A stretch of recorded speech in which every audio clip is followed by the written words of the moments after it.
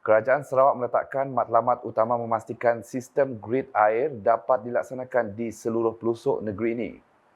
Kala itu, Menteri Utiliti dan Telekomunikasi Sarawak Datuk Julaihi Narawi berkata, sebanyak 4 bilion ringgit telah diperuntukkan untuk memulihkan kerja-kerja bekalan air luar bandar di seluruh Sarawak. Katanya, Kerajaan Sarawak prihatin dalam memastikan penduduk di kawasan luar bandar mendapat bekalan air terawat dan bersih. Kerana matlamat Kerajaan Sarawak ialah untuk memastikan sistem grid air ini dapat dilaksanakan di seluruh Sarawak.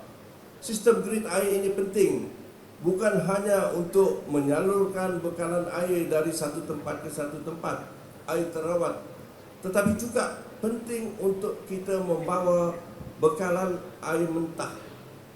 Air mentah dari sesuatu tempat ke sesuatu tempat supaya dapat diproses menjadi air terawat, treated water. Sebab memang kalau kita lihat kita di situ banyak air, banyak sungai kita besar-besar. Saya ada masalah air kalau kita nangga dari segi realitinya. Saya ada masalah air. Beliau berkata demikian ketika berucap pada Majlis Perasmian Pejabat Baharu Jabatan Bekalan Air Luar Bandar (JBAB) bahagian Semarahan di Bandar Baru Kota Semarahan pada Selasa. Mengulas lanjut mengenai program Grid Bekalan Air Sarawak, beliau berkata ia melibatkan pelaksanaan projek-projek seperti sumber air mentah, loji rawatan, sistem agihan, kerja menambahbaikkan, penukaran paip serta inisiatif pemodenan pendetalan dan pelaksanaan projek bekalan air luar bandar. Memang kita nangga secara mata kasarnya banyak air di kawasan kita. Tetapi apakah air itu dapat kita proses?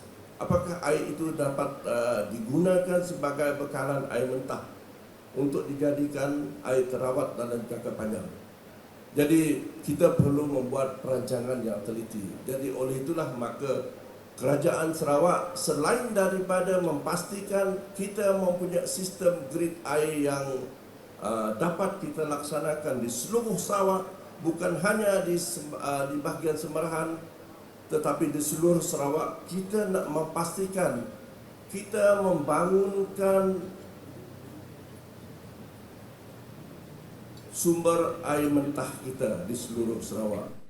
Tambahnya, JBAB Sarawak akan terus komited memastikan projek-projek bekalan air yang sedang dan akan dilaksanakan dapat disiapkan mengikut perancangan serta jadual ditetapkan. Ada sama Timbalan Menteri Utiliti dan Telekomunikasi Sarawak Datuk Liwan Lagang, Ahli Dewan Undangan Negeri Adun Setakan Datuk Hamzan Brahim, Ahli Parlimen Batang Sadong Rodiah Sapii, Adun Simunjan Auladris, Setiausaha Tetap Kementerian Utiliti dan Telekomunikasi Sarawak Jafri Lias dan Pengarah JBAB Insinyur Chang Kwek Sian.